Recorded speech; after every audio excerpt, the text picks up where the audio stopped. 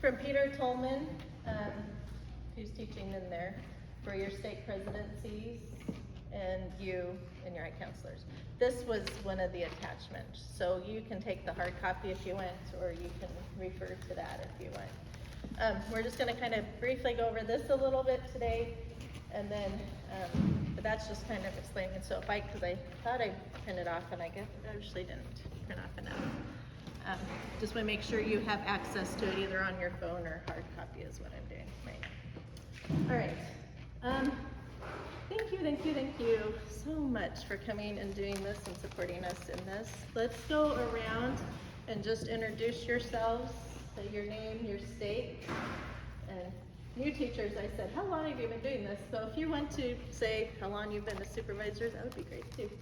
But we can start over here. Yep, my name is Alan Quaid. I'm from the Fort Mill, South Carolina stake. I am not the supervisor. Unfortunately, our supervisor, Kate Hansen, is at Clemson dropping a child off as school starts, and so you have me, which is a pale comparison of her. So We are glad you are here, and go Clemson. but I'm the high counselor. But you're the high counselor. Perfect. We like our high counselors. You guys do a lot too. You guys kind of are more in the background, but we do appreciate what you high counselors do. So thank you. Robin Roundy, I'm in the Mount Airy stake, which was just formed in May. Is that right? Yeah, yeah, just formed in May. So in this term, I'm only in for a couple months, but I served in Winston-Salem stake for a little over a year. Yeah. She's just starting to set up a new stake. Yeah. What she's doing. I'm Eric Christensen. I'm in the Charlotte South stake. I've been doing this for about 3 months now. Last year I was a seminary teacher in the Waxhaw ward, so they just said, hey, keep it going here. Keep going. You know what? That's what they did to me too. But yeah, great. Yeah, thank you, Eric. It's nice to meet you. I think we Zoomed with most of you, but it's nice to see everybody in person. Absolutely. So. Brad Dickman, Simpsonville, South Carolina. In about 10 months or so. Something like that. About that. Yeah. Shay Harden is Spartanburg. I was short on blessings, so I get to be the high counselor and the supervisor. Hopefully it pays off. We new stake just after seminary started last year, so this is the first kickoff of a new year seminary for me. Yeah, yeah. And you're welcome to the chaos of August. Great place to be. But yes, thank you. Yeah, hopefully sometime we'll convince your stake to get you some help and actually do a supervisor. As we expand and have more people, I'm sure we'll give everybody a chance. Yeah, that's our little hint to the high counselors. If you don't have a supervisor, get one. Because you guys already do a lot with your other assignments on the stake as well, and then this as well. So, but we appreciate all that you guys do. Ginger Scott, Mrs. Hill Stake Supervisor. Last year, was that called? I guess the same time we split the stake. Yeah, yep. So she's a little like you, Eric. Both of you are right in there. Yeah. Figuring this side of seminary out that you didn't know ever happened. Miguel Johnston from Hickory, North Carolina State. Awesome. Thank you for being here. Also, I'm the supervisor's assistant. Yeah. So see, you can get assistant supervisors. We have a couple stakes that have a supervisor and assistant supervisor. And Hickory's one of them. And he scared me this morning because he's like, I'm the supervisor. I'm like, I don't know about that. I didn't want to say that. So Because I wanted to I'm glad you're seeing, Leanne, because I was like, wait, what? Did they just get rid of you and Rachel? So I'm glad that, yeah, so thank you for being here. And I'm Sarah Mahler. I'm here in the Charlotte Social State, and yeah, I've been here for 4 weeks. And the last thing I ever did in seminary was for my school. My youngest graduated from seminary 4 years ago. it's been I wasn't even really a student. yes, and she teaches public school as well, so she's like, Yeah, August started is, this week. she's gonna hate August. Great time. Yeah, yeah. So, okay, thank you. Mike, this is weird. I didn't really want to stand, but so I'm gonna sit. This is weird with you guys to be standing. My goal today is to just help you. I know this is chaotic time, crazy time, just to kind of help you kind of feel like everything's okay. We're doing all right. Poor Nate, he knows I have days I'm not, but he's, you know, we're doing okay. We're in a good place. But also to kind of start setting the tone for as we go through this next year as well. Once the chaos ends, every class starts, we can take a breather. As Nate and I have kind of looked through things, evaluated this last year, things and stuff, one of the feelings we've had is because we've had quite a few new coordinators or supervisors and things, is to kind of go back to the basics this year. We're gonna go back, we're gonna revisit the basics, we're gonna kind of start there again and use that to help build each of your programs and help to strengthen each of your state programs and where we could start with that. Not saying that programs aren't strong right now, just saying let's just kind of take a step back. Let's kind of look, are we doing things the way we should be doing them? Should we need to be where do we need to make changes? Where can we strengthen things? How can we help you, Nate and I, help you do these, because these programs are yours. So hence why we have sent this out, and I sent this out to you guys a couple weeks ago, the Stake Seminary Supervisor responsibilities and the updated calendar for the year. As part of this, I went to a deep dive. Oh, and I can't use my phone. That's fine. No, I can guide them. Will you open your phones and go to the general handbook? So part of this is I decided I was going to do a very deep dive back into the handbook. And to be honest, it had been a while since I had been in the handbook. And so I thought, well, if we're going to go back to the basics, let's go back to there. See what has changed, what, you know, all of that. So I went back there. So if you go to the handbook, and go to section 15, that's for seminaries and institutes. I read through that. I spent about a week doing it.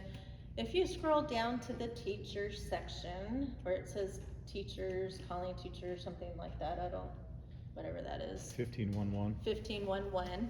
If you go there and read through the first paragraph, you'll see stake supervisors highlighted in blue. Why this is hidden, I really don't know. I really wish they'd make this a whole section.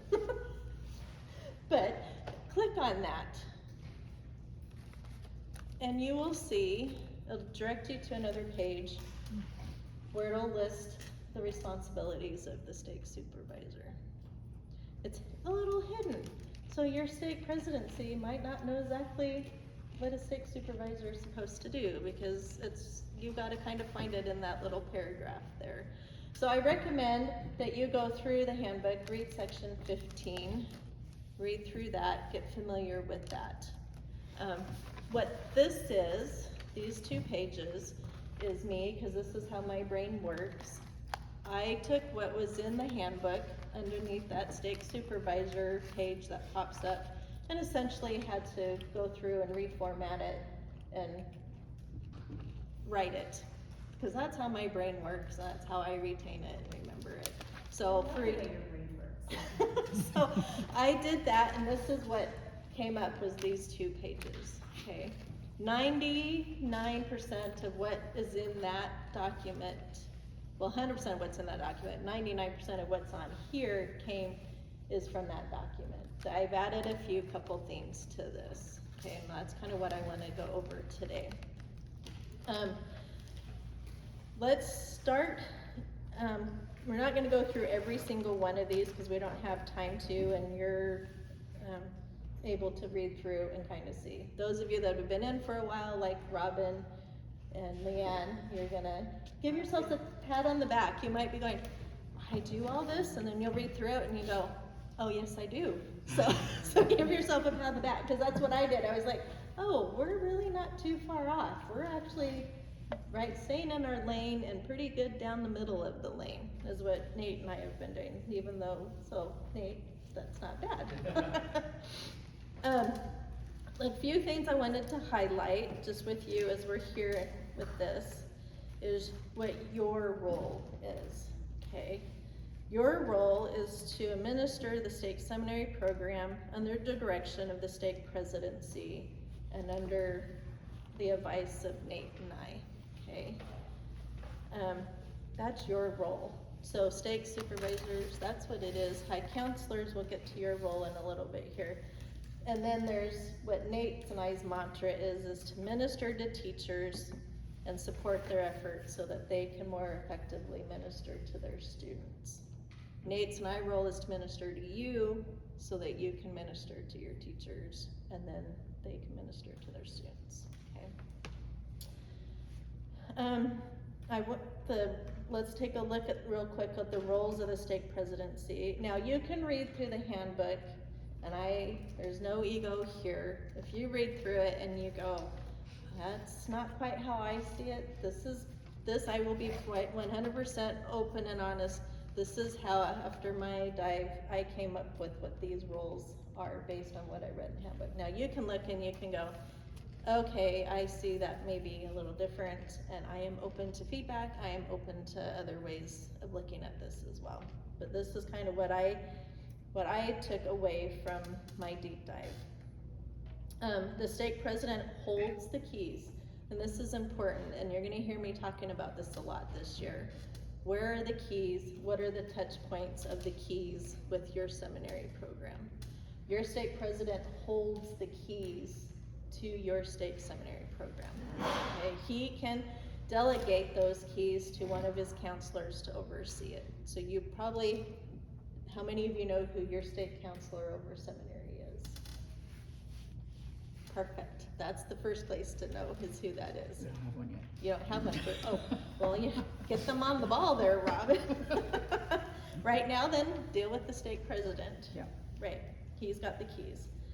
Nate and I are advisors to those keys and to you. We're here on an advisory role.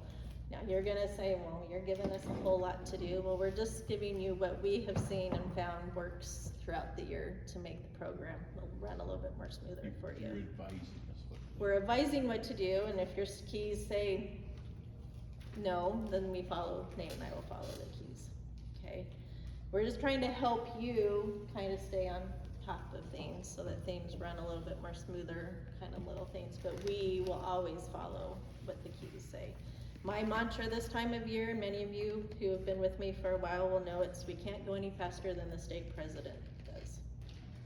We have to go at the speed the stake president does, and if that means being excessively patient, that's what we try to do. And try to nudge and poke is what we can, and some of you might get a little more of that nudging and poking, trying to get your stake to do it.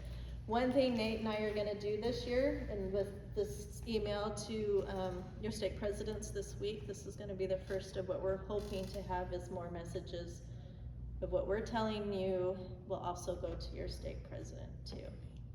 But our idea of that is we want it to not be you pushing it up, but that they're hearing it from their assembly, they're hearing it from the state president and stuff like that. So hopefully it helps your job go a little Smoother, yeah.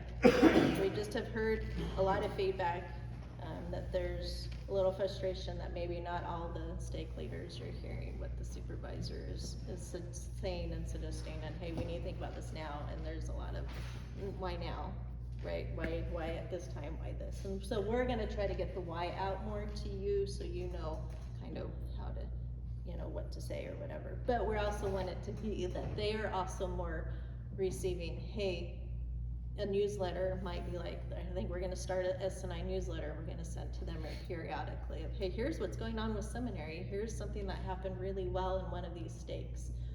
Highlight something really good. So kind of be collecting some of those from your teachers or from you. If there's a really good experience, kind of let us know about that, hear about it, send it on to us. But just to get them thinking seminary. They tend to think seminary between graduation and when seminary starts. We want them to kind of be thinking about it more so that those keys can be used more effectively throughout the year and not just those 6 weeks of crunch time. Okay? And I don't know, might be a little on my soapbox here, sorry, but that's kind of what that is. So the assigned high counselor assists. Your job as high counselors is to assist the supervisor.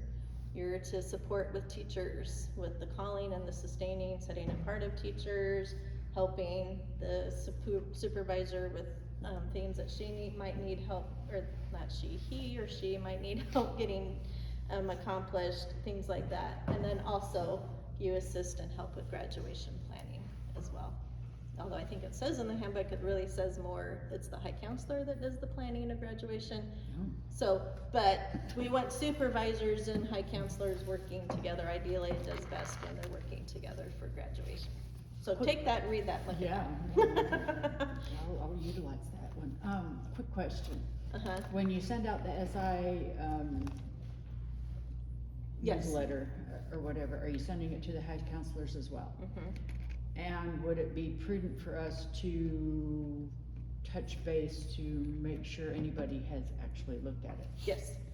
Yes, yes, yes, yes, please, please, please. Please follow up with who was on that. So your state president, all three of your state presidency was on that letter this week, your high counselor and you. So please follow up with all of that. I have an in to a state presidency, my husband's in the state presidency, so some of this is hints that he's given me. Like, just don't send it to one, send it to all three of us so that we can see it when we go into council together. We have all three have read it and can go into their council meetings ahead of time. Okay. And then bishops' roles are to recommend teachers and encourage seminary registration. That is their role, is seminary registration. So put a lot of that next year will be, Nate and I will come up with some things for registration next year on how to help bishops know this and how to help you to help train the bishops to do some of this as well. Maybe take some of this weight off of you when it comes to registration. Okay, any questions there on the roles? Let's just go back, kind of reevaluate what everybody's here is. Okay, one little tiny percent changes that I've included into this is this very first bullet point here, seminary coordination meetings. The email went out with this week.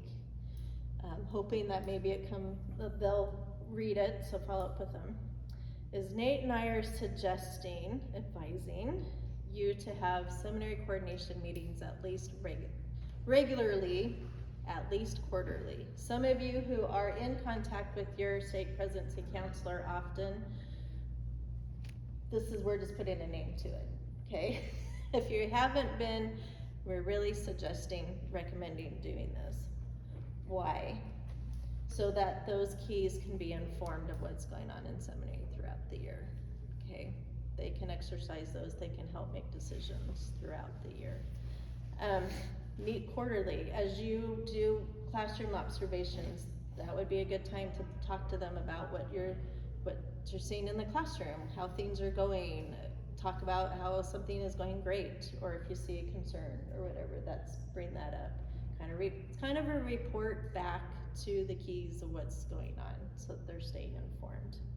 And then we're recommending that be with your state presidency counselor, your high counselor, and you. And that you meet regularly to talk about whatever is going on. You have your calendar, so you kind of know what your monthly focus could kind of be. That could be something to kind of be going over with them with, and like, oh, hey, heads up, this is coming. We've got teacher councils we want to talk about, we want to do. Any questions? I'm kind of seeing some looks on your face, like, so. No, the additional item that I'm going to recommend to our state presidency is maybe tie this into the bishops' council. Mm-hmm. So the bishops are involved in recognizing they're the ones in their ward that can work with their youth to see who's progressing in seminary, who's not, who's registered, who's not, Mm-hmm. and try to expand that understanding so they're part of that as well. Perfect. And you can invite, that's a great suggestion.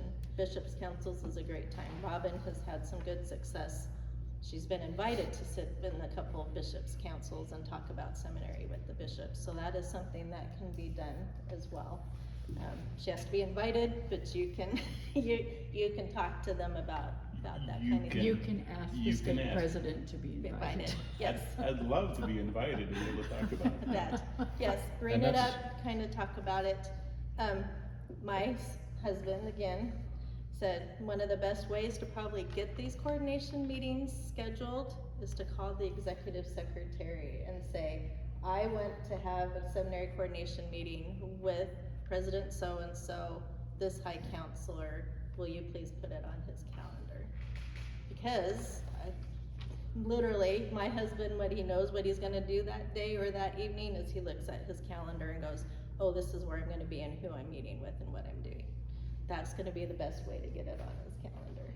I'm just laughing because I already have, like, 2 weeks in, I said, oh, it says Carol said we're supposed to have a meeting, we did, and now we have a group chat already with my Perfect. councilman and my thing, and I told him I need more than once a quarter, we're meeting once a month till I get comfortable. Perfect. So, I'm a little demanding.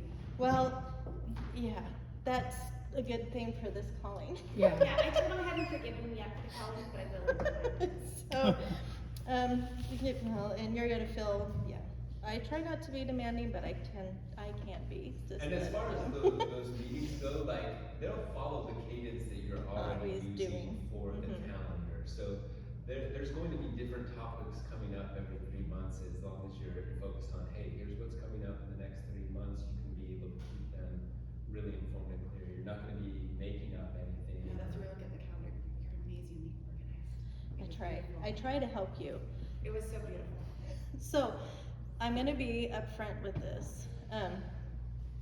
This came I watched my state, and sorry, Brad, cause you're gonna get a little poke here.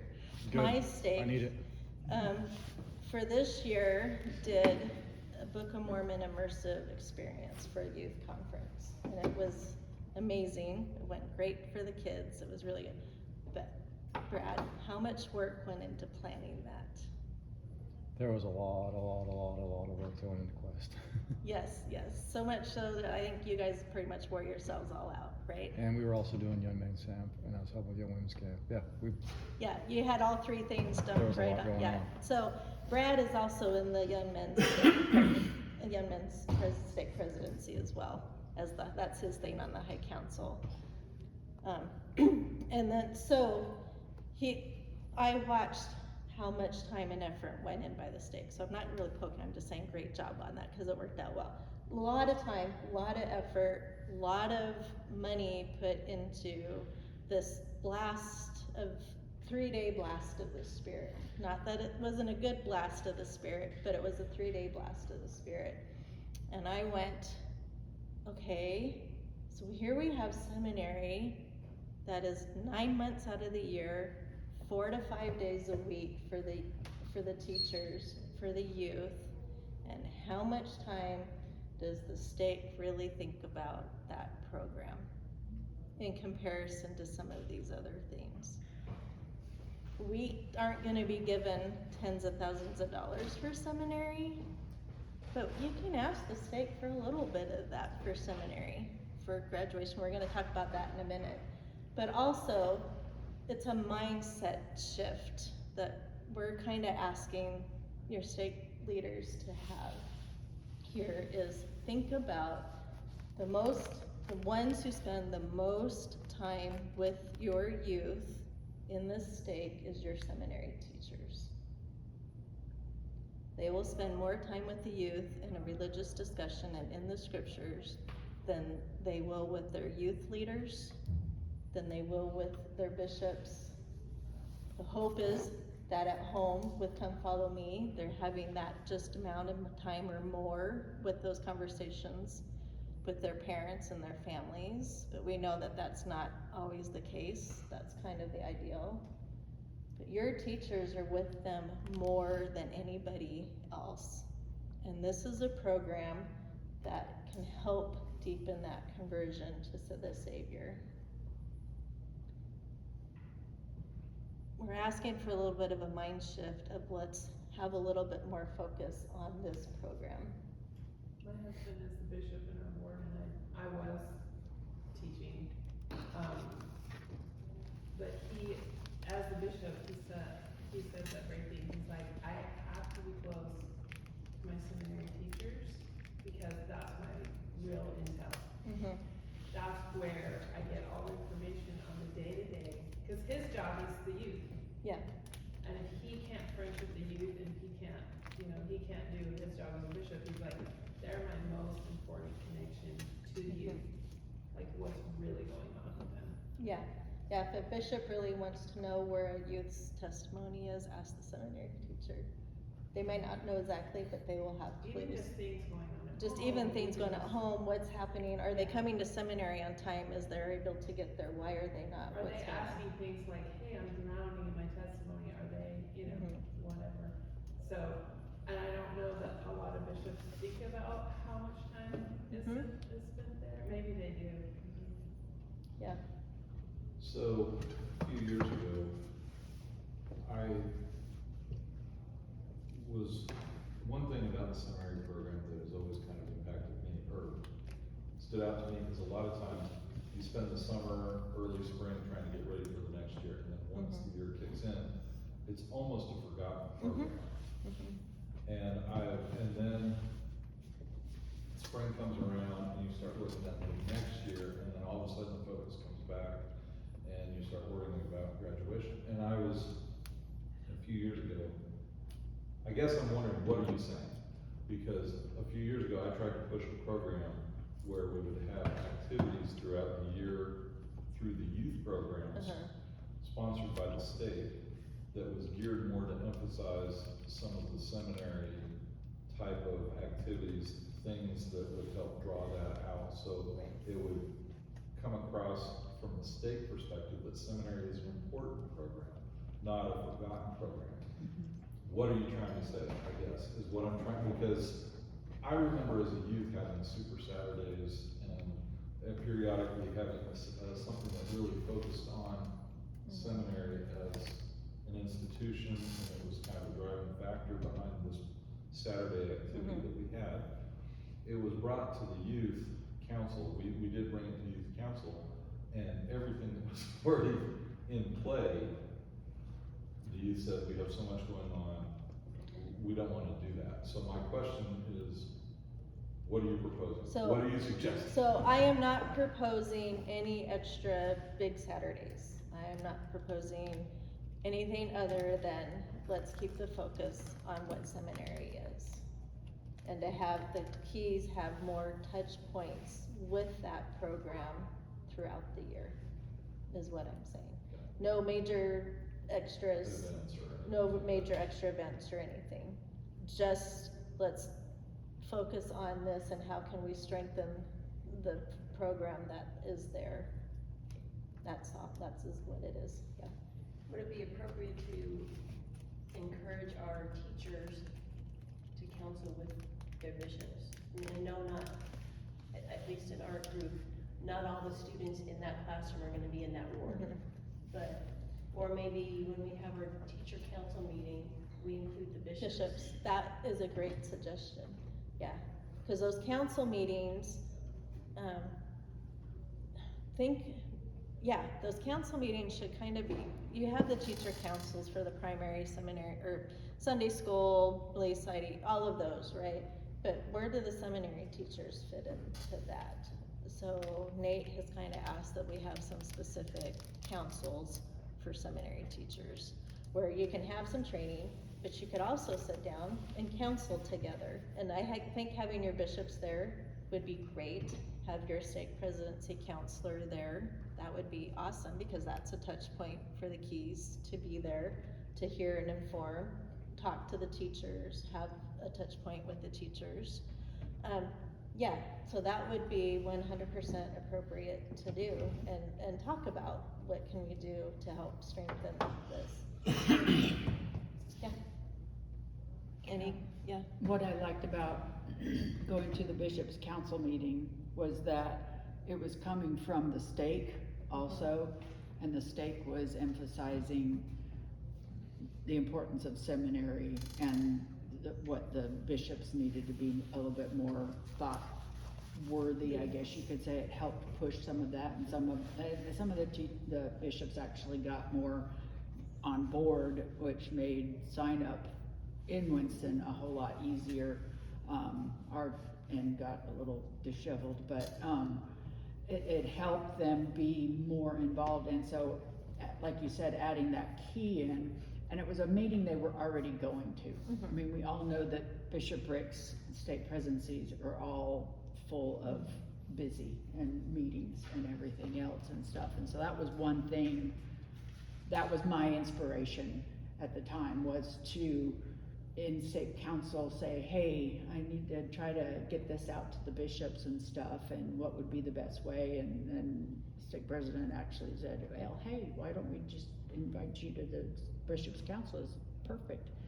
And so I just went in, and I wasn't there for the whole meeting. I was just in for part of the meeting, did my thing, but we had we had some Q&A and stuff like that, and like you were saying, you can go down through here and see things that you're doing or maybe not doing and things like that. And I saw that around the room as well. Yeah. And so it was a very productive and exciting time, in my opinion, when I came out of there. And like I said, it was already a meeting that they were already attending, so it wasn't pulling them away for one more thing on another day or something like that. I know that my teachers themselves have expressed before that having another meeting tends to be really challenging, because they have families and they have life, the same as we all have families and they all have life. And so adding more meetings on, I haven't had a whole lot of luck with getting all of my teachers there, and they've actually asked if we could back off on having so many meetings, because they're already doing a lot with seminary. I know. I taught for 11 years.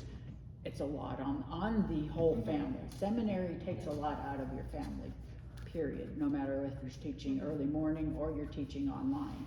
More so if you're teaching online, in my opinion. Yeah, and most don't realize that. Stake leaders don't realize the amount of time online teachers spend.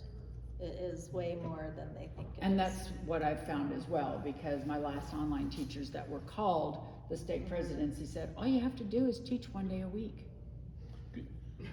For my benefit, could you expand on that? Okay, so. Because I can see how that's a very easy tendency. Yeah. It's one night a week, and even one of our online teachers says, well, that's why I can be involved in seminary, because I'm just teaching one night a week. Online, 1 night a week. So I'd love to hear more about it. And then I come in there and I say, yes, you teach 1 night a week. The other 4 days of the week, they do an online Canvas course that you grade. And so the teachers then have to grade all 4 of those days, all the questions. There's a certain number of questions. There's 1 to 2 questions that you have to do, and it's kind of like an essay, they give however much input into and stuff like that out of the lesson that they do, but you have to grade all those. So if you have 15 students, you have 15 things to grade, 1 or 2 things to grade for every one of those other 4 days. Okay. And so that takes more time than the 1 day of teaching. That was my off day. So it you was have like, to hey, grade. all I have today is to teach. Right, You you grade and then have to record in WISE. Yeah. Because Canvas and WISE Yeah. don't talk to each other. Yeah, they don't talk to So- each other. So yeah, you grade it, and then you have to go and take all of that, and then you have to transfer it all into WISE. And when you're transferring that in, is that you're just transferring in the attendance? Yes. Yes.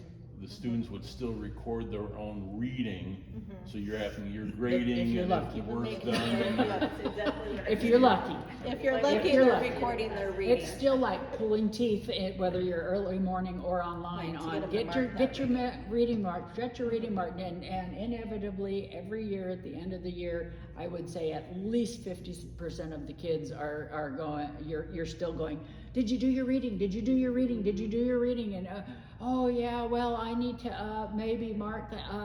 Did you do your reading? Yes, I'll mark it for you. Thank you. And even as a supervisor, still was doing that at the end of the year last year. And it was, and I'm contacting every parent, you know, and trying to, and that's been my biggest thing since I've been called. I felt like I needed to get families involved as well as the stake involved more. And so I have been doing a huge pull on getting the families more involved, because we can only contact the parents. You know, we don't have student information to go bugging them, I guess you could say. And I've had some parents that literally are like, that's their responsibility, go talk to them, you know. And no, I can only contact you. Well, here, I'll give you, no, I'm contacting you.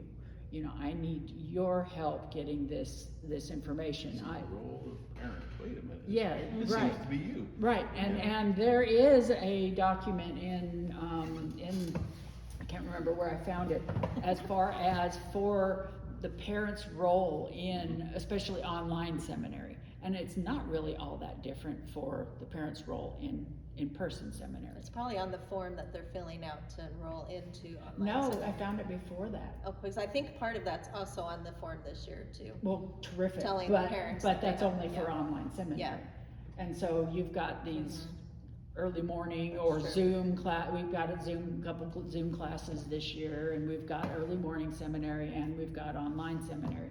And so the more you get the parents involved, the more they will be involved, the more you keep encouraging them to be involved. I mean, I thank the parents every time I talk to, email or anything. I thank them for being involved in, you know, uplifting their children's spirituality, and it has made a huge difference. It really has, and it just is so exciting. I mean, because we can only do so much. The teachers can only do, the teachers are the ones in there every day. But to try to get those parents involved and the leadership, the bishops, the stake presidencies, you know, and stuff like that. And it is a change of mindset, because everybody's gotten very yeah, sign up for seminary. Oh, you didn't sign up for seminary. Well, it would have been really good, but okay. Yeah. Can we get a little bit more input other than from the teachers and from the seminary, you know, supervisors? And so as we get more and more encouragement, it becomes more and more of something to look forward to. Like some of these kids are, you know, it's exciting when you have kids that are excited for seminary, or they love learning in seminary, or they really got stuff in it. When I was teaching, those aha moments were like the thing of my day. Just being able to touch them. And so that now, having some of these parents that I've talked, and this year talking to them, they're like, we really want to be involved. Thank you. You know, I want you to be involved. And so one of the ways I've also helped encourage the parents is I send out regular progress reports. You know, and inevitably, the first couple of them of every semester, I have parents contacting me going, no, my kid's going in there and doing it every day. No, they're not. So- I'm sorry to let you know. Is there, because I've looked, I can't find it, other than having to go through LCR. Is there a way in WISE Yes. to, here's the list of parents you can send a mass email out? There Because I've is. gone into that and I get, nothing comes up. So Yeah, maybe so- a different time, but so- there is a way in there to get that. Yeah, there is. Robin uses it really well, and she'll tell you it is super, super, super glitchy. So I Okay. tend to kind of just, I'll tell you it's there, it's that.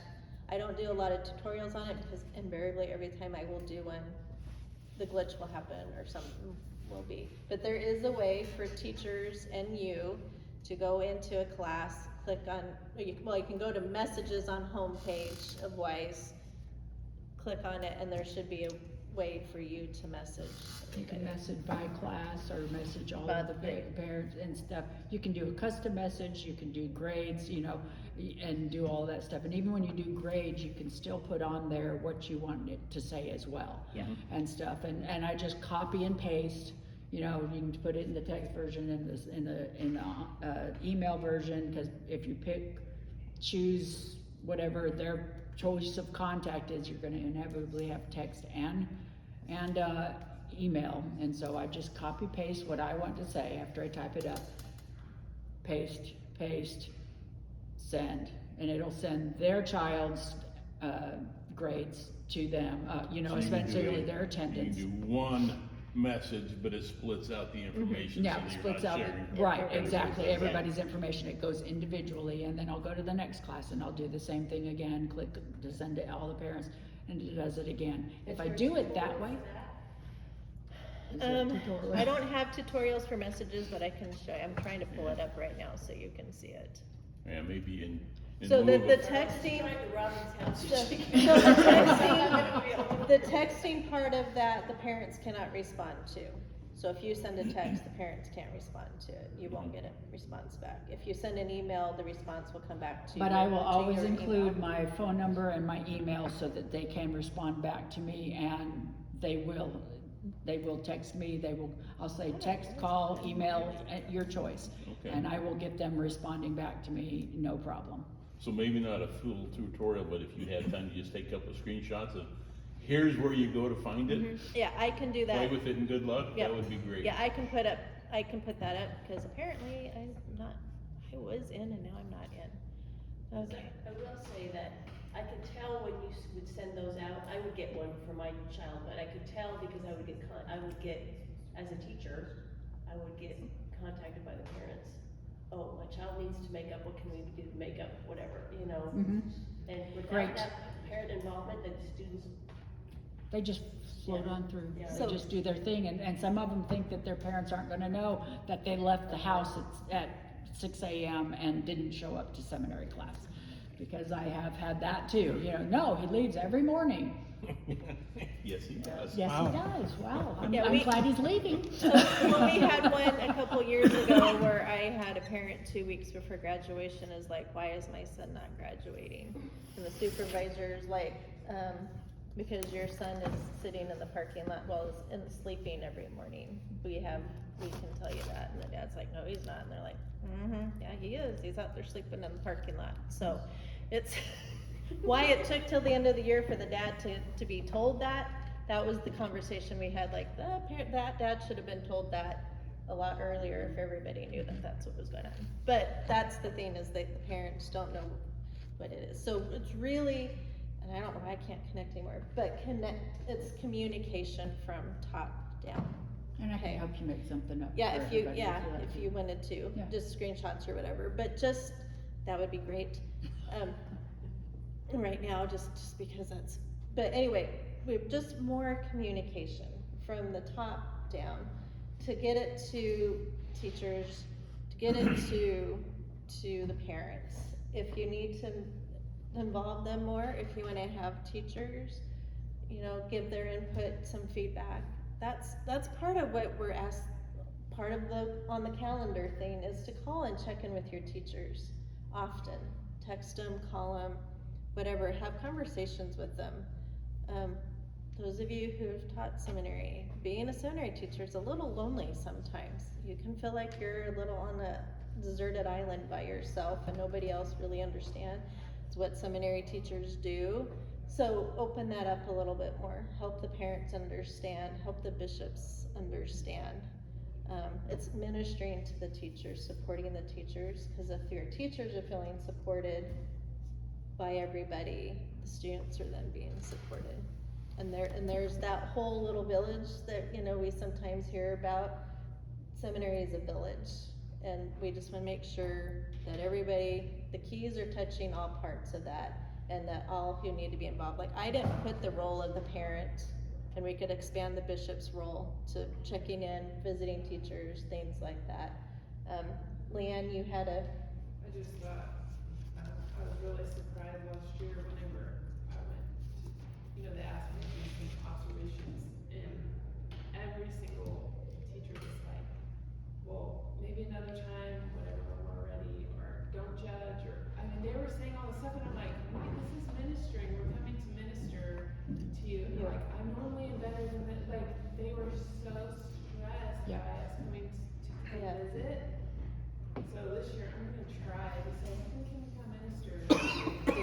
I mean, That's we were perfect, saying yes. that, but they just have in their brain, we're gonna be observed like a teacher, you know? Yeah, like we're gonna get feedback and tell them how they need to improve, and that's not the purpose of the observations. It's We're just coming to to be there. serve you, like, how can we serve you when we come? I don't know what's gonna Yeah, Well, and then my kids would always be on their best everything, you know, oh, there's somebody Yes. different here. yeah. So, And you're like, trying to uproot that. yeah, when I was supervisor, I was in the Raleigh South Stake. And at that time, the stake has changed a lot since then. But at that time, I lived on one far end of the stake, and I had 2 classes that were at least an hour away from me. And I determined I was gonna go to every class in person. So those 2 classes, twice, I did it 2 semesters, but I drove, got up and was at that class. I had to get up at 4 in the morning so that I could drive, be ready, and then drive the hours, because there were 6 in the morning classes. And I did it to both, and when I went to Nightdale, that teacher, he was almost in tears when he saw me show up. He was just like, I can't remember if I told him I was coming or not. I may have just said I just may have just popped in. I don't know. I can't remember. But he was so appreciative that somebody went that far to go visit his class and just sit in his class and hear him talk and teach, and then give him some really, hey, this, and I focused on the positives. You had some really good comments from these students. Great way of bringing them in. Some great questions. Just found some positive things. But every time that we saw him at state conference or anything else, and my husband had drove with me and stuff, he would come up and he goes, "You were here. I still remember when you came and when you did." It's that ministering. If we put into it, that's the main focus, is to just help them to know, you're on my mind, I was thinking of you. And if you can't do that, if your schedule is such that you can't do those observations, I thought of the other day, I said, Zoom into their class, ask them, can you for one day just open up bring your computer and Zoom it and I can watch? Or have the high counselor go, or the bishop, or the ward, if it's by wards, the ward young women president or young men president. And seminary is part of the youth program. Those are other ones to extend this reach to as well. So seminary coordination meetings, bring in your stake leaders, bring in your ward leaders if you want. But just a way, just so that those seminary teachers know that they're on your mind, that you're not forgetting about them, that they're not out in the far distance and you only focus on the ones that are closest to you, right? There's a big difference. It can make a big difference in their lives. Also, just an idea, I know our bishopric, they tried to come to seminary, one member of the bishopric tries to come once a month. Mm-hmm. So that once a month, there's a member of the bishopric, and they do everything, they play the games, they do, you know what I mean, they just Yeah. participate and Yeah. see what's going on. That could be something in the bishopric Bricks. council that is an idea, I mean. Yeah, some may bishops not can be able go, to do yeah. that, but they think it's fun. Yeah, and the youth respond to that, and they think it's great that their bishop is coming, or somebody from their young men or women program is coming and being there as part of them too, and supporting them in that effort as well.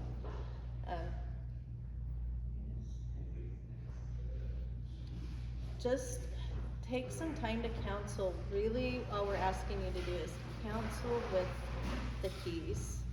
And once those keys are turned, that's where the power comes from. That's where the revelation comes from. And there's so many different levels that those keys can touch.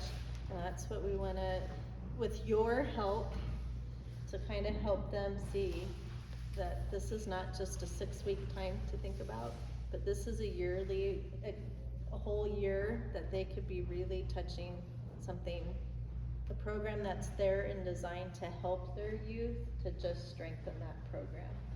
Don't have to think beyond it, don't have to reinvent the wheel, just turn those keys and let that power do its thing, that heavenly power come in and do the thing and bless your teachers and your youth. So there's that. Any questions on that? I love the conversation we've had on this. Any other comments or anything? I don't want to feel like I'm taking this over, but well, I am, but this is, I have a question. How often, Robin talked about the progress reports, how often do you send them?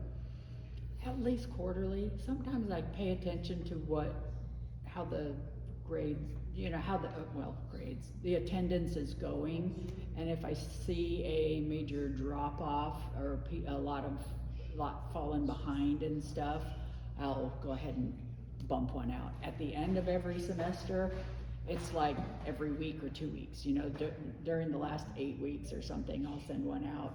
And then, you know, a couple weeks later, and then that way those that are really not getting there, they have every opportunity they can to make up their work during class, because it's so much easier during the semester than it is to do it after the semester, because then they get into just flat out paperwork and having to do a seminary along with doing makeup seminary and blah blah blah and everything else.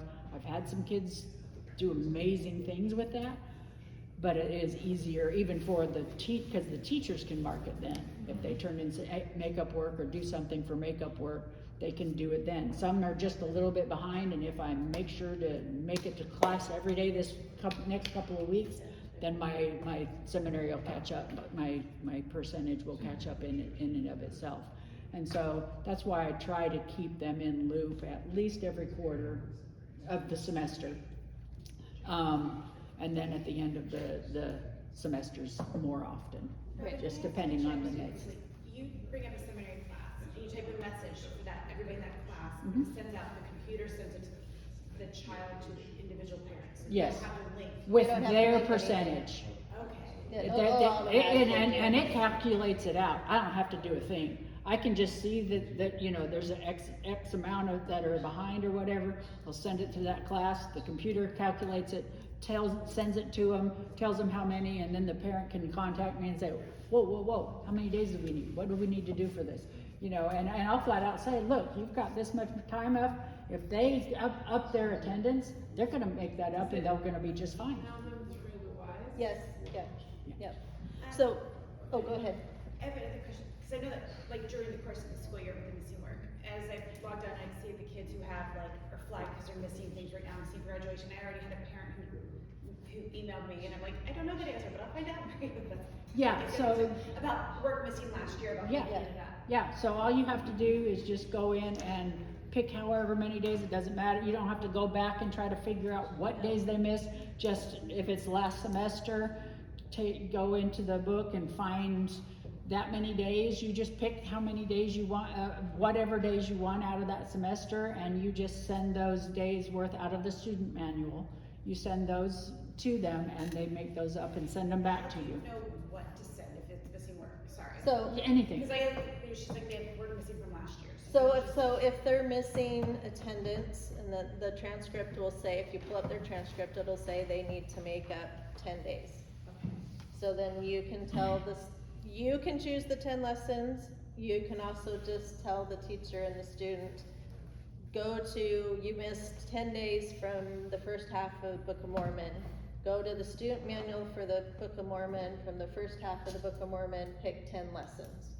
And they will read the lesson, read the associated scripture block with it, answer the questions, each of the questions in there, handwrite it. Handwritten. We want it handwritten. Take a Because picture, send it to you. Nate wants, that's That made perfect sense. that's handwritten, so Nate wants it handwritten so that if they pull it up and put those questions into AI, they still have to handwrite and As copy. they write it, there's that neuron processing. And there's that neuron processing of, is this really right? Is this really there? Starts making them think, because they actually have to take the time to write out what And the AI intent is spits not out punishment, we just want them to We just want engage it- Right. meaningfully with the material. And so in all factuality, I haven't had luck with telling them what, you know, just go into that book, pick 10 things, you know, send it to me. I have had lots of luck if I send them 10 classes. Yeah, and I'll just pick them, and sometimes I'll be like, you know, if you know the student, maybe they need this section, or, you know, and things like that, just to help them along or something. Or maybe it's I found this section really exciting for me, you know, this helped my testimony, I wanna send this to them. And I will, and some of them will only send me back the answers, handwritten and stuff like that, which is okay, you know, because I've had teachers freaking out going, how do I know what the question was? I don't even know what the question was. everything's it's a credit or not credit. If they're good answers, they It get doesn't credit. matter It whether it was doesn't the right matter. question or Yeah, not, they've that's at least right, thought that's about right. something and it's spiritual and it's down. Yep. So if it's previous So- years, you tend to have it send it to you, or they can turn it to the teachers? I have, since I have been the supervisor, when I was teaching, they just gave it to me, but I didn't have a supervisor back in my day. And so I would have to then go to like Carol and say, hey, they've made up this many days and they had to do it. As a supervisor though, we can put those days in, we can put in the makeup work. And so I have just been having them send it to me Which because makes the sense. teachers have enough on their plate. Having been a teacher, you guys they have enough on their plate and they can deal with this semester that they're actually in. I'll deal with the past semesters. Yeah, that's a good idea too, so. And it works really well. I have a question. In one of the training videos from, I don't know when it was, but on the Mhm. SI Learn, it said to have the students do the lesson in their gospel library and write the answers in their gospel library. So they and can, then- and then take screenshots. take They can do screenshots. that too. That was something online was experimented last year. I'm not sure they're doing it this year. But that's another way, because that, one thing about doing it in the gospel library and sending the screenshots is those notes stay in that gospel Yeah, library yeah. for them, whereas if they handwrite, they may toss that notebook or whatever. But handwriting, typing it, they can't Okay, just but the point is to have them actually type out the answer. Answer. Or write out the answer. write out the or- answer. I may take that screenshot thing out this year and just say, just do the handwriting and just do the handwriting. I didn't thing. have anybody have good luck with that. Yeah, so I would Okay. just do that. I was just doing that because that's what online was trying with. Okay. But even online this year is gonna have them do the student manual and handwrite that and then submit it digitally to the teachers. Because they're finding for online teachers to go back and try to check all of which modules did they make up, which one they didn't. They're finding that this might be an easier way for the teachers to even do the makeup work that way. How much time more do I have, Nate? You have plenty of time, you have till 12:20-ish. Okay, And then, I don't know our food at the time, so. okay, again, Not hopefully we much. don't have the same problem.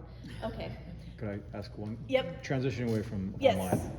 Still on topic of helping teachers. yep, When teachers have a disciplinary request to the supervisor or high counselor, uh-huh, I've been meeting with Dawn and we've been going and meeting with the parents and the student. Is that the correct way to handle like a disciplinary action or something like that needs yep. to be corrected? Appropriate to me, Nate, Okay. anything there? Is that the most We don't effective? have a hard and fast rule, just Okay. depending on what it is. Yeah, I'm trusting your judgment on that. So it doesn't need to go to the bishop, it should be high council, seminary supervisor and parents. Supervisor, parents. Teacher. Yeah, it yeah. is a state program ultimately. Okay, that's Yeah, good. yeah, depending on what it is, you might involve bishop or whatever, but usually starting with the parents. is Parents help usually- them get motivated, I know. Yeah. It worked really easy to That's have a kinda parent in help there. getting the parents to understand, yeah. Okay. Great question though, cause that's a good one, is what to do with classroom management, things like that. Yeah, I would just, having served as a bishop that had problems with a seminary student in my ward, just out of respect, loop the bishop in. Okay, There may be something else going on there that the bishop knows about and has been counseling That's with true. the family on, and may be able to assist. okay. He may That's not. a good idea. Don't know, but keeping them in, that may open up avenues as well. That's good to know, Thank thank you. Great, okay, any other questions? Yep.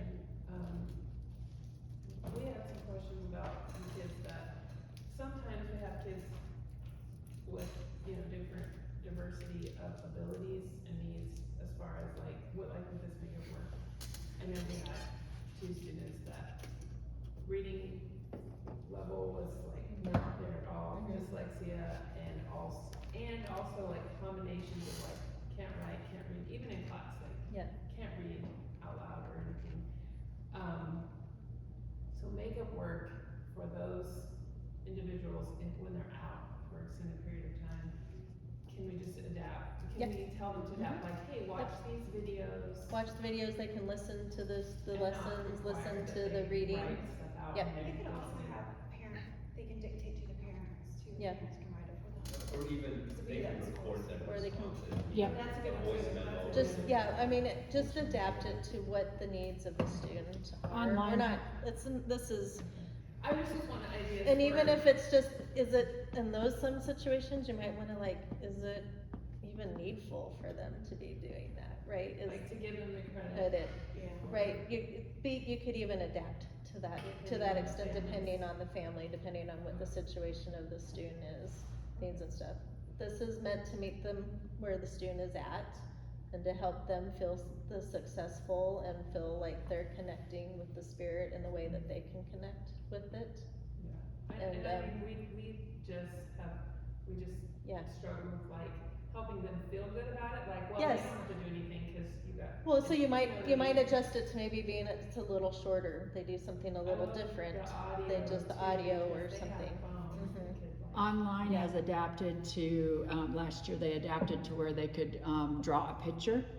They could do a video or audio, Yeah. or they could do the writing it, handwriting it, or typing, you know, whatever met their needs. And there was one of the classes, that I was helping with, both of my, the online class I had last year, both had new teachers and they were lost. So I did a lot of helping with that. And one of the teachers actually bumped into me and said, I can't even tell what this person is doing. You know, and they had a couple of those students, you know, one was writing, but the pictures ended up being like this, and they couldn't even make hide nor hair of it, and it would be so blurry. Another one was drawing pictures. Another one, and that's where I got to emphasize to the teachers, it's the, you know, they did it. That was what their version of it was and stuff, and so that's what they're getting out of it. And and for me, and the experiences that I've had, because I've had some of those students in my class, some of them were even some of my kids when I was teaching, and it tickled me to be able to see that these kids that had that obviously had those problems, that they were able to convey it in another way, which is why they were in online, because it read to them and then they could put in their stuff. Yeah. Yeah, and you can Yeah. do that, even encourage your in-person teachers to do things like that. You just reminded me when I was teaching seminary and we were doing the Book of Mormon, and was it 2nd Nephi 9 or something? Anyway, where they're talking about the two-headed beast and Christ has defeated the two-headed beast or whatever. I brought in a bunch of crayons and paper and told the kids, I want you to draw a two-headed beast, and I want you to draw somebody defeating that person. And they loved it, and they spent 30 minutes doing that, and then we read to the scripture and started, so that it helped them visualize what the Savior was doing. He was killing this two-headed dragon, and this is why, and all that. So, I mean, just sometimes just a creative outlet, even for your in-person classes, it's helpful. They just want to do sometimes something different than just sitting there and listening to the lesson or whatever. Get them involved and create. A lot of students learn differently, and it's connecting to And you that. can So we're okay encourage with each that. other, the different Mhm. students, to be patient with the other types of learners. Yeah. And the other ones that, you know, maybe this one can't pronounce things, you know, that they're reading right. And then I just bump out and tell them to keep going, you know, what the word was, and keep going. And some of them might be impatient at the beginning of the year, but then, and you're like, hold on, give them a chance. You know, if you tell them, whoa, you need to, they're doing great, give them a chance, and you're encouraging that kid and telling them they need to be a little bit more patient. And all of a sudden, by the end of the semester or the end of the year, you've got this flowing class that they know exactly a little bit more of the needs of each other, and it helps them to learn how to pay attention to the needs of other people. Yeah. So it actually is a great opportunity. If you look at it that way. Yeah, thank you. I love the conversation that we have going on here. But just to is any other questions? There's just, Okay, there's just a few housekeeping things that I kind of want to go over with here. Online is a beast. It will be a beast every year.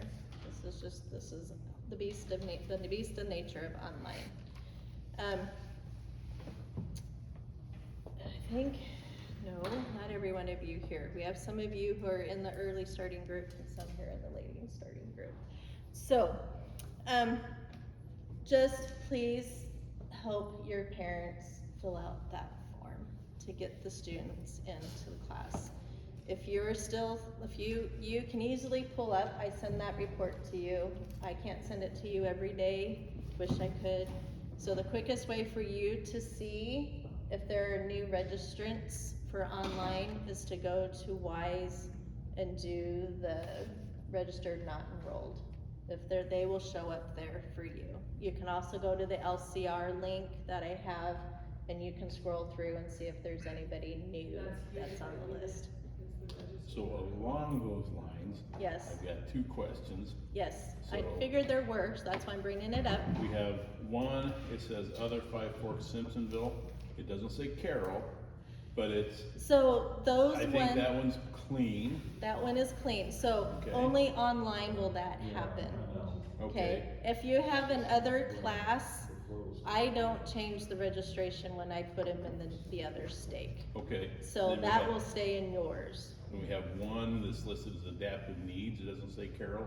Does that mean they still need to go in and, So the adaptive needs is gonna be a bit different. I wish this was, because they fill out the form, then the adaptive needs teachers are notified, and then they contact the parent and they determine which of the two adaptive needs they need to be in.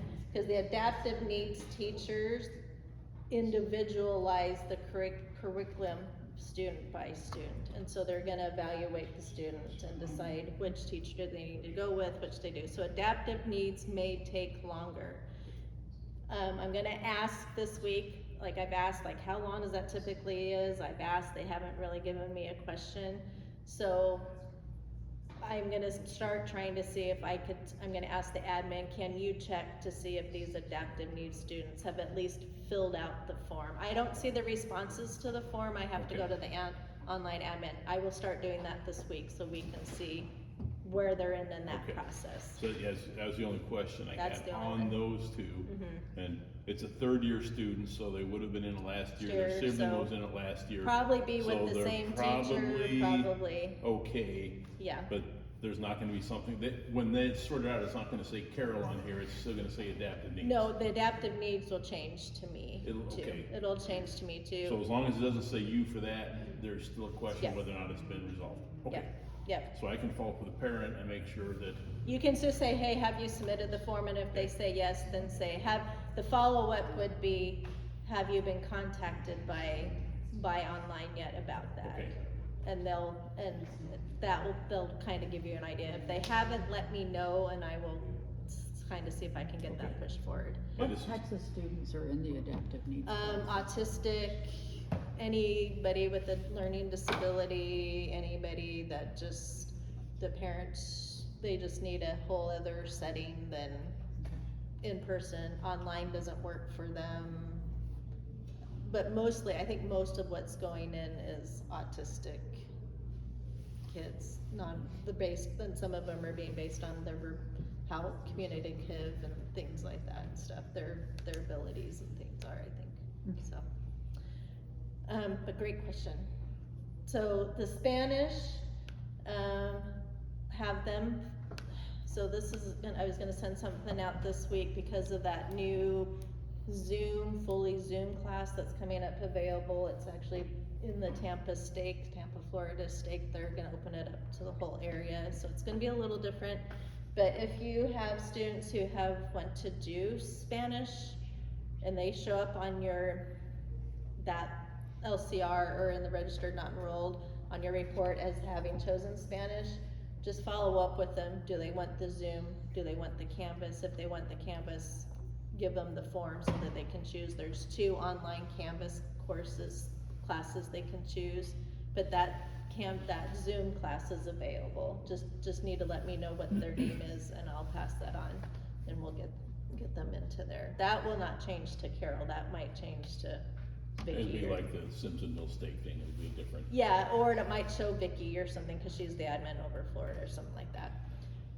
But let your Spanish, if you have Spanish groups and Spanish wards, let them know that there is options available for them to do that Well, too. I What sent was it it? off to her, oh, sorry, go I ahead. was just saying, what was the timing on the Spanish class? There's 2 of them, and I think one of them is Tuesday evening and one's Thursday evening. Okay, and they're just, they handle it just like the regular So online? it's just like online, but they'd be doing the lessons in Spanish, the Okay. Zoom would be in Spanish. Okay, And my understanding is the teachers are awesome, cool. and that's more area-wide than our little Nate's and I's region, that's the whole southeast area. And my last I understood is there's space in those classes, so if you have Spanish, you wanna know, but especially if they're already registered for it, let's find out which direction we need to send them and get them in as well. Well, I sent it off to the bishops and the high Mhm. counselor of the Spanish group, so that they can work with, So they- here, yes. here's a student that could really use it. I didn't feel like going out to the parents, because sometimes the bishops would like to see their students together. And you can encourage them to have their own Spanish seminary. I mean, that's one thing to talk with your stake presidency about, is do we have enough youth in this group of Spanish group here that they could do one that's a Zoom, or it doesn't have to be in person, it could be Zoom, it could be. The challenge with the Spanish online with Canvas is the parents tend to only speak Spanish, the youth do Spanish and English, and registering the students we're finding is proving a little challenging in my seminary. Somebody actually almost needs to go through and sit down with the parent and help them register. And then we have to now adding them a form to fill out the form to go. So if you could talk with your stakes about having something in your own stake for your Spanish youth that maybe doesn't require all those steps, that would be Easier. yeah, and more, and helping them feel like they're a little more thought of too as well, right, and stuff. But the challenge is the same there as they see, is it's transportation to getting to a class, or do they have the internet reliably in their home to do a Zoom and Zoom in, or what do they have? And so those are the things, there's extra challenges there, but you might have that with any student in your stake, right? And so you just gotta look at all of that and what options are best for them as well. So one more LCR question. Yes. Slightly related. I will try, cause So, obviously it's a great resource for the bishops to be able to see who's registered, who's not. But if you look at it, it has, for some of the wards, the number of people registered is less than the number of people enrolled. Do you know? I don't What? ask me about those numbers, I don't know Okay. where they're coming from. My issue is now that they've moved it to the LCR, I don't have access to it. Okay. I do because I have a husband in the state presidency, but generally I wouldn't. But I can't see it for every one of your stakes or whatever, and so it's really hard. I've had a hard time, like, really paying attention to really deep diving, like, okay, what are these numbers? What is this? What are all the different ways you could use this for?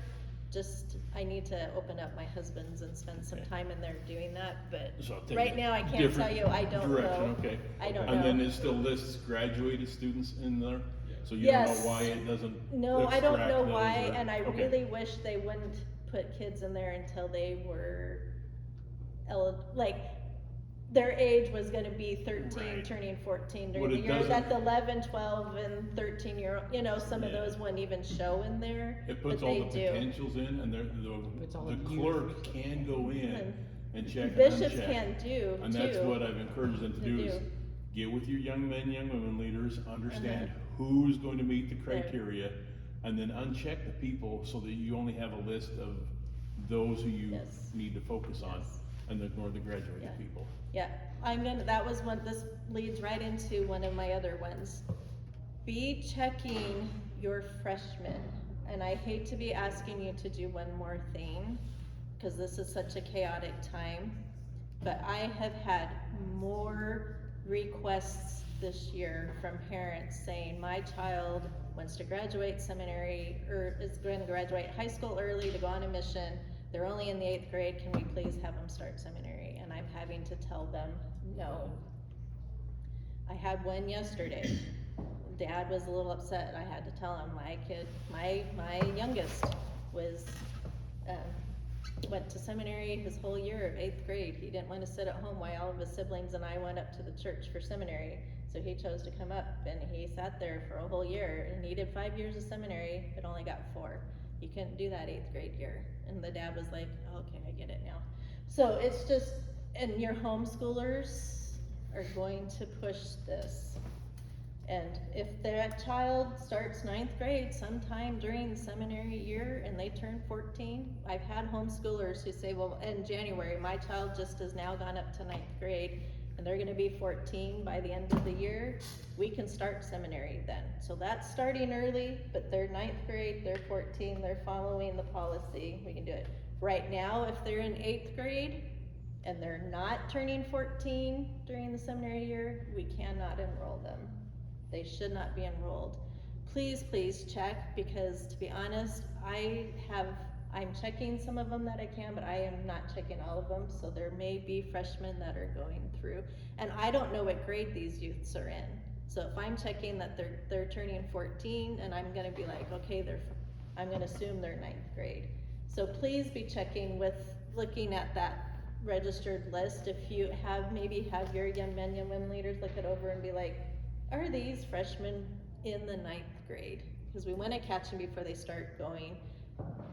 But if they've skipped a grade earlier on, and they're in 9th grade. But they have we're to So do the gonna- policy, too. so the policy is very, we'll look at that, but even in the handbook and S&I policy manual is, they're supposed to be the 9th grade and turning, or equivalent, and turning 14 during the seminary year.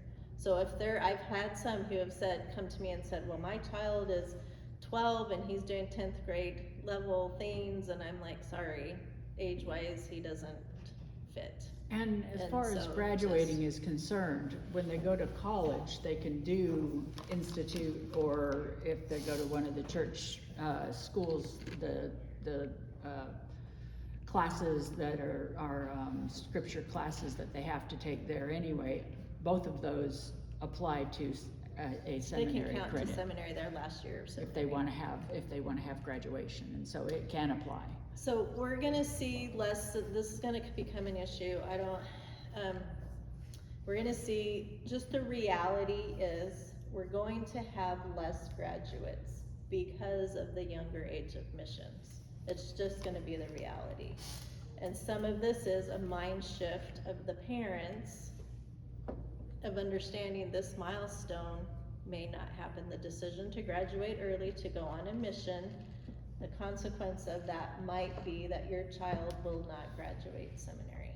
And that is okay. I have an admin who just told me the other day, she said, I'm starting to tell people seminary graduation's not a saving ordinance. They're going on a mission, they're going to the temple. That's where we want them. If you look at the purpose of seminary, it's to deepen their conversion and get them down the covenant path. They go to the temple before they go on a mission.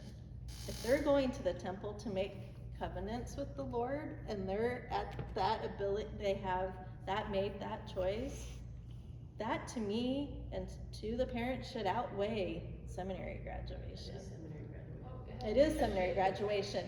Really, they don't have to have that seminary graduation diploma. They don't have to have it to go on a mission. There is no mission, no country right now that is requiring seminary graduation 4 years. Brazil, which is the hardest one to get, 2 years. is 2 years. The most they need is 2 years of seminary. So if they shifted the church, for years it was, you had to have seminary graduation to get into BYU. Nope. Nope.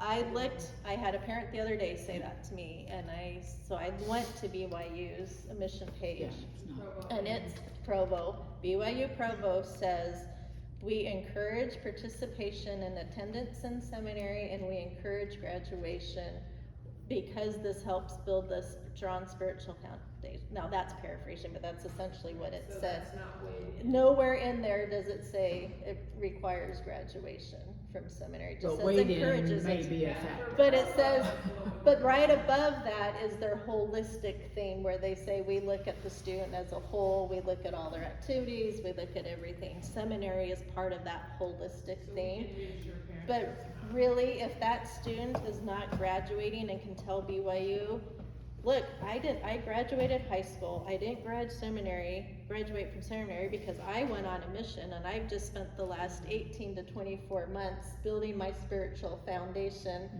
there. BYU is gonna look at that holistically and go, you just came back home from a mission. Now, Right. return missionaries do Didn't get count. preference. Mission, it's similar to, I'm thinking like you graduate from college, you have to have that degree to get your first job. But once you've had your first job and you're looking for another one, they're never going, they don't go back, and they might look and see where you graduated from, but they're more interested in, that new employee's more interested in the experience you've had since you graduated, right? That work experience. And the longer you do that, the more important the college graduation is, right? And so. The reality is, there are a large number of non-members Yes, of BYU, you. and very few of them graduated or Right. even went to any seminary. Yes. So it's certainly a factor, but it's not the deciding So factor. it's not the deciding factor. So, but question, how are they not graduating seminary? Is it just because maybe they didn't get their freshman year, Some of pass it or is they're something? not graduating, They some of it is they just, high school early and leave. they leave some of them are graduating at the end of their junior years, some are graduating the December of I their can senior understand the year. homeschoolers and stuff like No, that. there are but some regular- actual public school kids who are now, say, I turn 18 in February, so I'm gonna graduate high school in December. Right.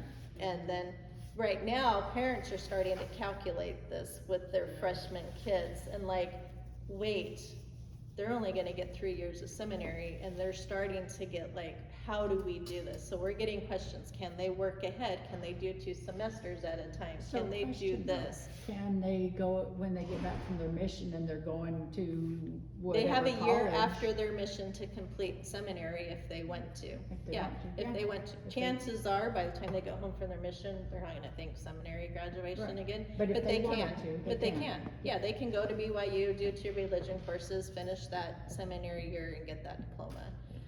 Parents want it done before, and half the time when a parent comes to me and says, well, we wanna do this, and some of them have gotten permission, so if they wanna work ahead, they have to get NATE's permission, which is not really the easiest thing to do. The student has to really kinda say, this is my decision, not the parents. I tell them, okay, I've told supervisors, I'm like, okay, we'll see if the student doesn't. The parent wants it, but if the student doesn't care, this isn't gonna get done. So you could talk to them, you could do it, but ultimately, it's gonna come down to the student. If the student is like, I'm more interested in my mission, I just got my mission call, woohoo, why do I care about seminary graduation? They're not gonna worry about it. They've already moved on. It's definitely a So, cultural shift. It's a cultural shift, that's gonna have to It's harder happen, for the yeah. parents than the kids. It's hard, well, yeah, for the kids, it's like, I'm going on a mission, this is exciting. For the parents, it's, oh, wait, here's a milestone that I may not Even see, just the and it's diplomas, okay. The kids are like, what, and the parents are So so excited. upset that they don't get the diploma when they, like, there's just all these, I know, the parents It's get. parents, so yeah. upset. Yeah, so there's, Just teaching them, it's no big deal. it's no big deal, it's okay, it's all right, some things are okay, and it's all right with this, And the other thing, if a student wants to do makeup work because they wanna up their attendance percentage for BYU, don't have them do it, it's a total waste of time. BYU does not see the attendance percentage for every semester. All they see is, did they complete that semester or not on the transcript. Even though the student and the parent can look in my seminary and see what it is, they're afraid that that's what BYU is gonna see. BYU doesn't see Haven't had that. that question. All they see, no, I've had some who have like, well, I did all this, I did 50 days of makeup work over the summer because I wanted to get from 75% to 99%. And it's like, you've already got the credit for the semester. That's all BYU sees. You don't need to do this extra work to get up to 99%. They're not sitting there nitpicking, this student has 95 and this one has 91. You see pass fail. Yeah, all they see is pass fail. That's all BYU sees. Let's see, real quick, let me think if there's anything else. 8th graders, so just kind of start checking a little bit on that. If you know it's, somebody obviously sticks out to you, like, wait, is this really, let's get them before they get too far down the line, because it's gonna really be harder to tell the parents then that, sorry, your child has started seminary and now we've got to take them out. Then, so we wanna try to kind of be looking at that. We Question. might have a few that get under our radar, and I'm, you know, Should all the teachers have access to Canvas?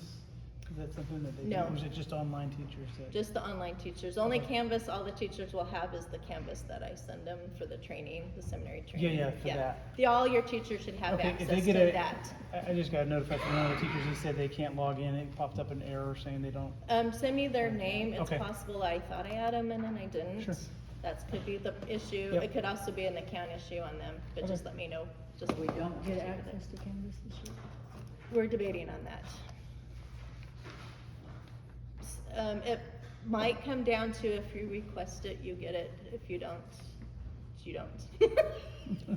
If your stake is not sponsoring an online class, you will not have access to any of the online campus. Other than the courses. training? Other than the training. If your stake is sponsoring an online class, we are in debating on whether we're gonna have you were in there or not, and right now, if you want access to your online Canvas class, let me know, because I might be just doing it that way. Where part of that is we gave it to you guys last year, and only very small of you actually ever looked at the classes. There was only some of you, like you and a couple other ones that were way involved with it, and so we're trying to figure out what kind of access do we want to get, what do we not want to get. So When- sorry. Can we currently access on WISE 2 our online classes? 'Cause I You Same know, question. that's what I'm saying, you Oh, can't. okay. No, you have a hybrid class. Right, with a hybrid I will, and an I will online put you in the class. hybrid, anybody who has a hybrid class, they will be added in so you can see that class. I will just have to teach you how you go to find that class. But there is a way, if you don't see the classes, there is a way to track each of those students. You just have to do it one by one in the student search. You'll just have to know. So on your stake spreadsheets, Right. not everybody has it right now, I'm working my way through it. You will, hopefully here soon, every one of you on your stake spreadsheet will be a tab at the bottom that will show, here's who all your online students are. If you have a student that's out of another stake, I will have them on there too, so you know who that student is, and so we're not losing these students. So we won't have the ability to go through WISE to You can. check attendance. You can, Like- you can. So you can go to the student search for them. But it's gotta be one at a time. We But it's won't gonna be have- one at a time. We won't have the list come up like we had before So- to see who. so and in check the- attendance entries and Unless you everything. request to be in the. So you can go to the Request. you can go to the registered not enrolled and pull up the ones who are, if they're in a neighboring state. So like your ones that are in Five Forks, you can pull up and click on their names, go to their profile. And if you go to under education records, you can pull up attendance for that current class. And you can see their attendance, their reading, everything. For online students, I'm not happy with this decision, and they know it, because this is gonna be problems down the line. In the past, last year I did all of our online students, I did the whole enrolling, the whole everything. When I put them into their online class, I did not change their registration to be through the online region. I kept it within the state. There's a way to change that. I kept it within the state, so those students would stay in the registered and not enrolled. This year, because now all that enrollment went to the online admin, and that's now under her thing to do, She's changing those registrations to be through online. That's why they're dropping off of your registered not enrolled list, and why they're dropping off of those registration status reports. Because it's taken them out of they're in your stake, but their registration is now showing through them. And it's affecting stake rec reports. And this is gonna be a thing when it comes to registration next year. Yeah, because we won't have their names. Well, because my seminary changed to defaulting to their last registration. So if the parent doesn't change it, it defaults to last registration, which means every one of these kids is now gonna default to the online region, and the state will not know that they've registered. I am in a communication with them over and over, and I keep reminding them of that. We've gotta get this sorted out. So right now, that's why they're dropping and you're losing them. I was excited to see the LCR, you can see, and they're staying in the LCR, and you can see here's who's registered, here's who's not. So, those online students I am putting on your spreadsheet so you know exactly who's in online, who their teacher is. I'm even including the teacher's contact information and that teacher's stake supervisor. So you should be able to have contact directly with your online teachers if they're outside of your stake. You can tell them it's gonna make it difficult for us to get them signed up next year and. Well, I know, I have, believe me, I have. So right now, what we're just dealing with is that you're gonna have to go to the WISE2 and search for them individually and go to their profile to see how they're doing. Well, you should be able, if you have access to LCR. LCR should tell you that You can see too. whether their attendance and whether they're at Yeah. risk or not, which will at least trigger, I've gotta go look at these people. Yes, yes. Okay. So I But wish. But that can mean from a previous year. No, the LCR should only show what's from this year.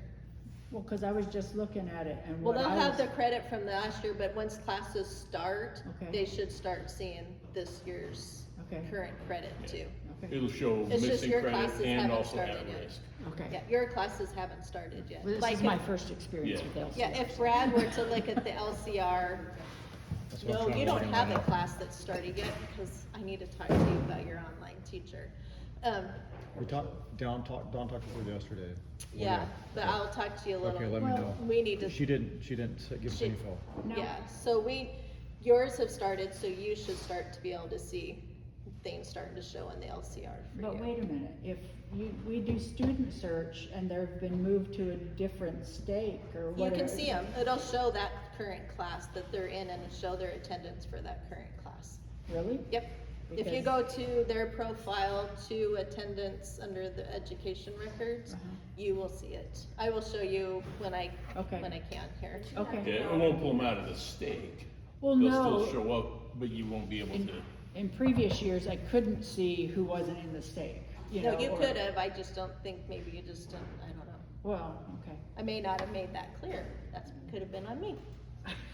That was probably on me, just not making that clear. But yes, there is a way you can see, even though they're out of your stake, to be able to see Okay. what they're doing. Okay. You don't lose credit at that, yeah. Is there an easy way to get all of our teachers, like a directory for our teachers' emails and phone numbers, or do we just have to keep trying to curate those as? For your in-person or your, Yeah, no, So- no, just to be able to like right now, we're having lots of communications going out to our that we're passing on to our Uh-huh. teachers. Do you have like a directory of their current emails? I know I've sent. so what is on your stake spreadsheet is what I have. Are you talking about for your For our stake? teachers. For your teachers, your stake spreadsheet, so. in the- Tools. Is there a way I can find this state spreadsheet? Tools? I can share it with you. Yeah. No, not tools. The No, one to I get their sent to you current, that the I have. information. You can, if it's not the same. You already sent it, is that what you're saying? Yeah, I just might need to, I can resend it to you. I could probably just search it, but it's just. No, well, cause it's an Excel file Yeah. that I share with you. With each one of you, I have an Excel file that has your teachers, their class schedules, their all of that.